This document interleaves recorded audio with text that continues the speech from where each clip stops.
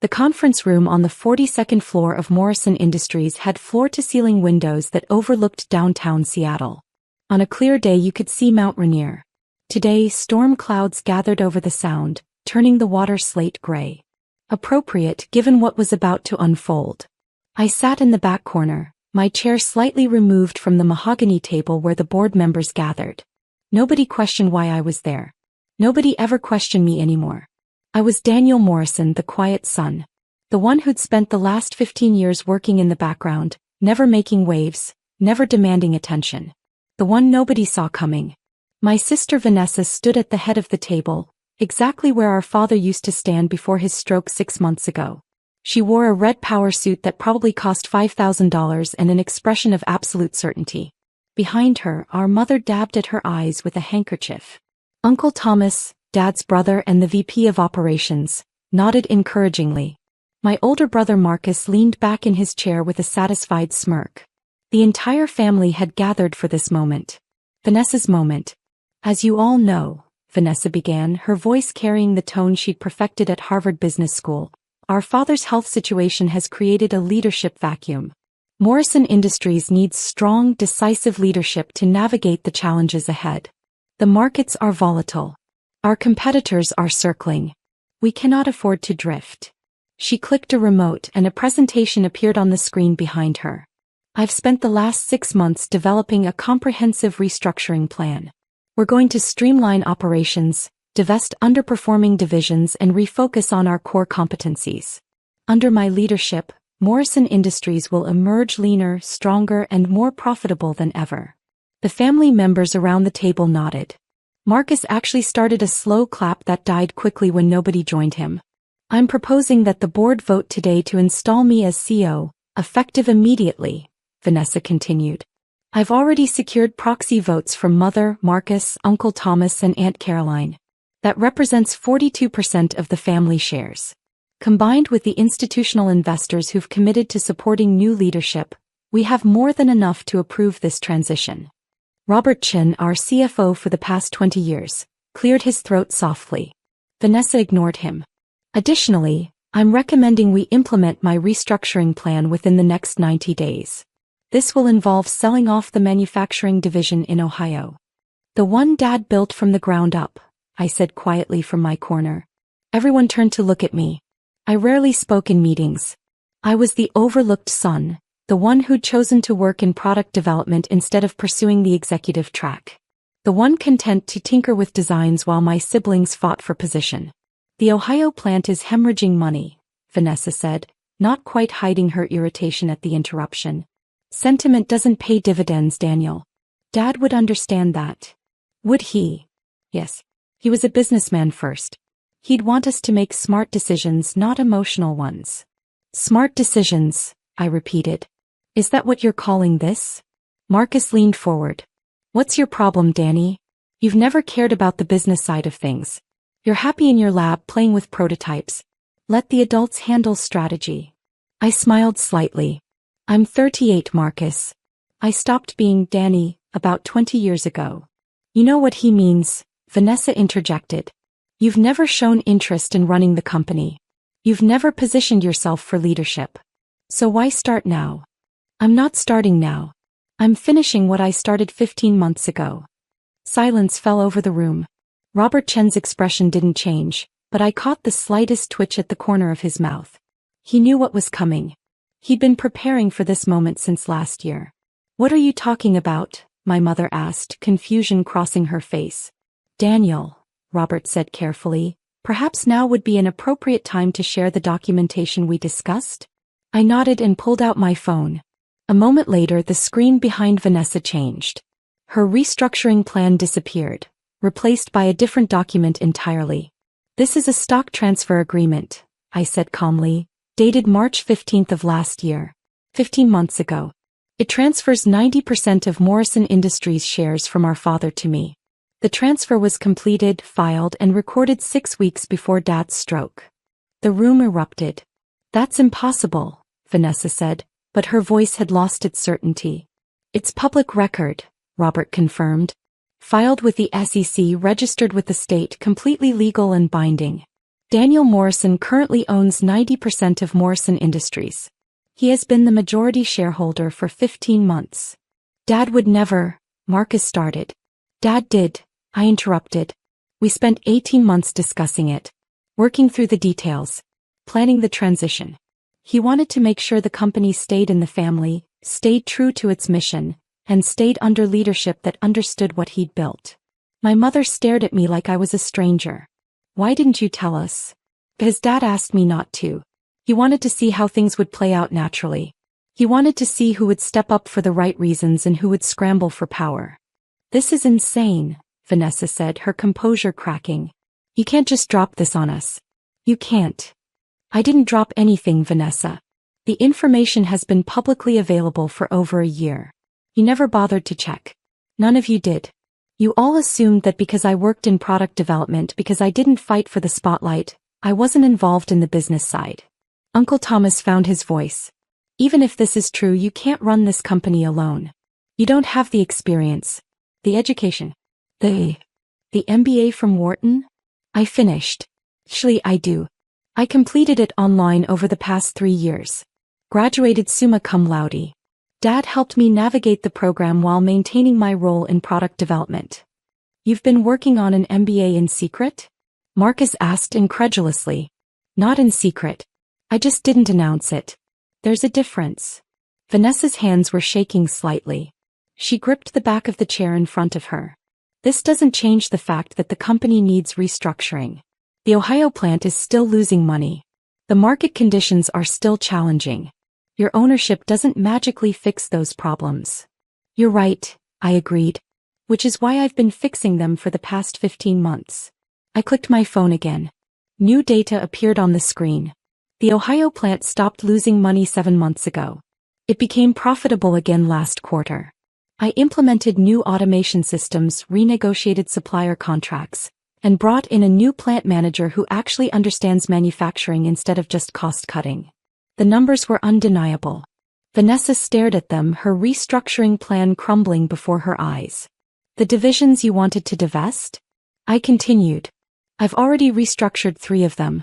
The other 2 are scheduled for operational improvements that will make them profitable within the next fiscal year. I didn't sell them off for a quick profit. I fixed them because that's what Dad would have wanted.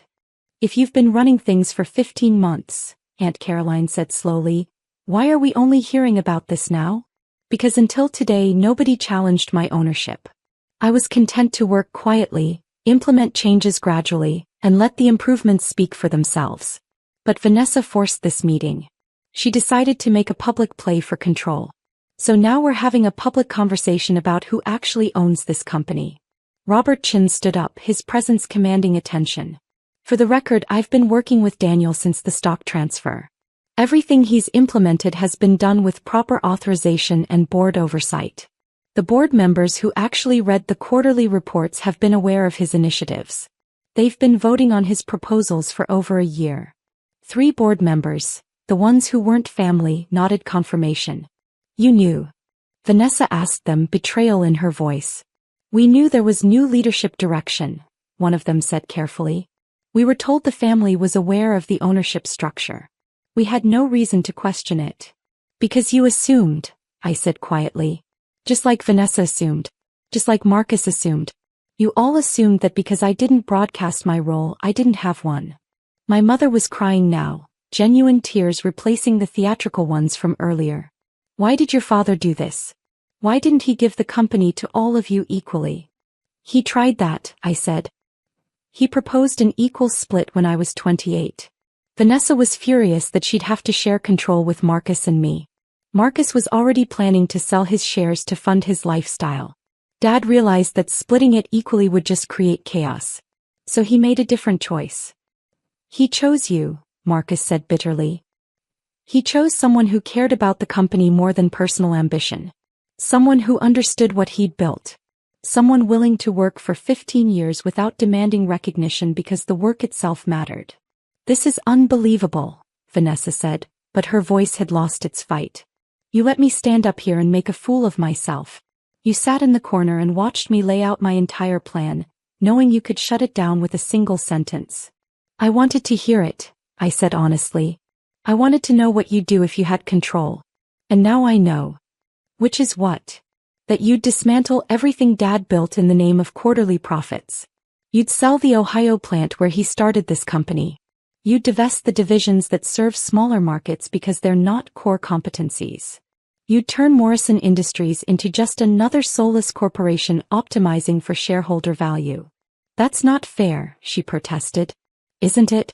Your entire restructuring plan is about cutting costs and boosting stock prices. There's not a single initiative in there about innovation, employee development, or long-term growth. You're thinking like a consultant, not an owner. And you're thinking like a sentimentalist, she shot back. Business isn't about preserving the past. It's about adapting to the future. I agree completely. Which is why I've invested $40 million in R&D over the past year. Why I've expanded our patent portfolio by 30%. Why I've acquired 2 smaller companies that complement our technology base. I'm not preserving the past, Vanessa. I'm building the future. I'm just not doing it by destroying what Dad created. Robert Chin pulled up another presentation, this one showing the company's actual performance over the past 15 months. Revenue was up. Profit margins were improving. Employee retention had increased. Customer satisfaction scores were at an all-time high. This is impossible, Marcus muttered. You couldn't have done all this without us knowing. I did it while you were all busy not paying attention. You were focused on your own careers, your own ambitions. Vanessa was climbing the corporate ladder at her consulting firm. Marcus was managing his investment portfolio. Uncle Thomas was preparing for retirement. Nobody was actually looking at what was happening inside Morrison Industries. Except the board members who weren't family, one of the independent directors added. Daniel has been presenting detailed quarterly updates. His strategic vision has been approved by this board multiple times. The only people who weren't aware were those who didn't bother to read the materials. Vanessa sank into the chair at the head of the table. Her moment of triumph had collapsed into humiliation. I don't understand. Why did Dad keep this secret from us? Why let us think we still had a say? You did have a say, I corrected. You have 10% of the shares between all of you. That's still significant ownership. You could have been involved. You could have attended board meetings, read reports, participated in strategic discussions. But you didn't. You assumed the company would just be handed to whoever made the most noise when Dad was gone. So this was a test, my mother said softly. He was testing us. He was giving you a chance to show what you valued. Vanessa valued control. Marcus valued money. Uncle Thomas valued comfort. And I valued the company itself. What happens now? Aunt Caroline asked. Are you going to fire us all? Fire you? From what positions? None of you actually work here except Uncle Thomas, and he's been planning to retire anyway. I'm not firing anyone. I'm just making it clear that I own this company, I run this company, and I make the decisions about its future. But you'll need our votes for major decisions, Marcus said, grasping for leverage. 10% can block certain actions. True, I acknowledged. Which is why I've been building consensus with you all along. Every major decision I've made has been structured to avoid requiring supermajority votes. But if you want to start fighting me on every initiative, I can restructure the company in ways that minimize your influence even further. It's your choice. The threat hung in the air, unspoken but clear. What about the board position you promised me? Vanessa asked quietly. The COO role? I never promised you anything. You promised yourself that role based on assumptions about the future. Dad said I had executive potential. You do. Just not here. Not in a company you wanted to gut for short-term gains. She stood abruptly, gathering her materials. I can't believe this. I've spent 6 months preparing for this moment. 6 months developing strategy, building coalitions, planning the future. And you're just dismissing it all. I'm not dismissing your abilities, Vanessa. You're brilliant. You're driven. You're exactly the kind of leader some companies need. Just not this one. This company needs someone who understands that we're not just manufacturing products. We're employing 3,000 people across 4 states. We're supporting communities. We're building things that matter. And I don't understand that. Your restructuring plan would have eliminated 800 jobs. You called it operational efficiency. I call it devastating families to boost margins by 2%. Sometimes hard decisions are necessary.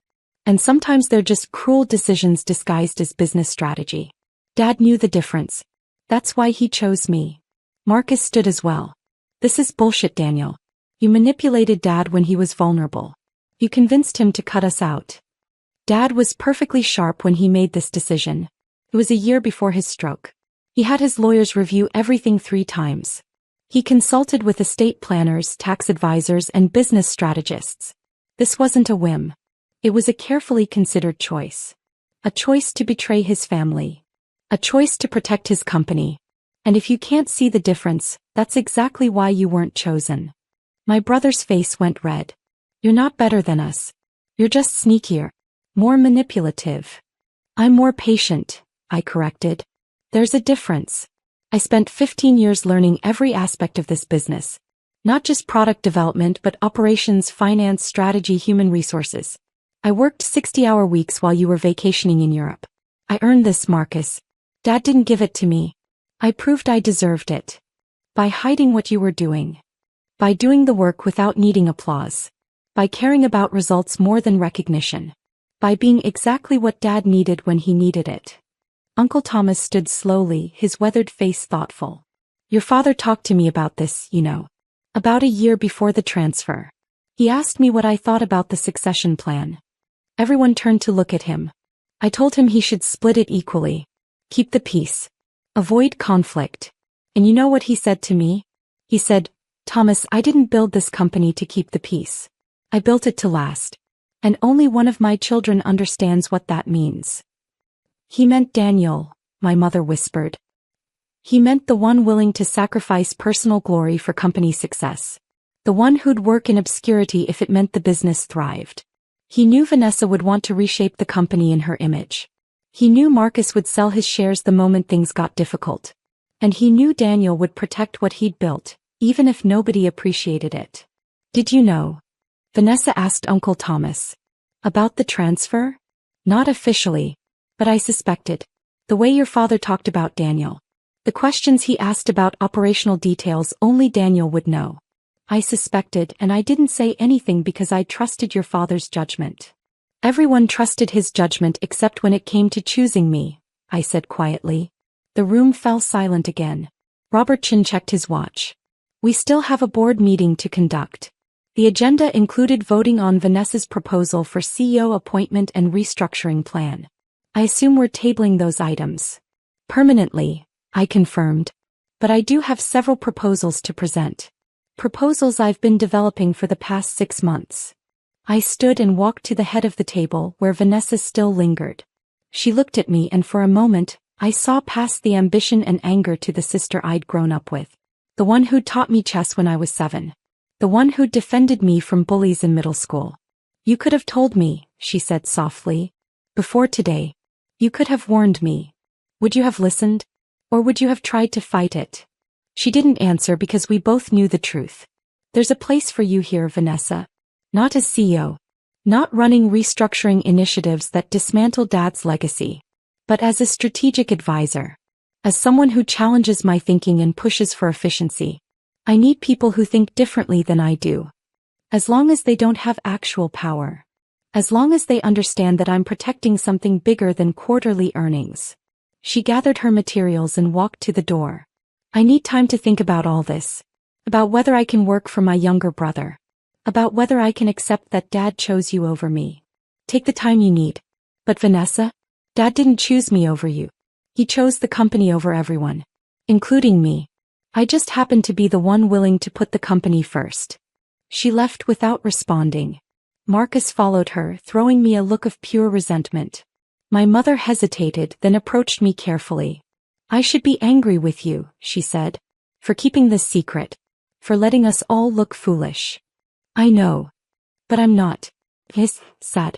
Sad that your father felt he couldn't trust us all equally. Sad that we drove him to this choice. He didn't feel he couldn't trust you, Mom. He felt the company needed focused leadership. And he was right. Look at what happened today. Vanessa would have torn it apart. Marcus would have sold his shares. The company would have been fractured. And now it's intact.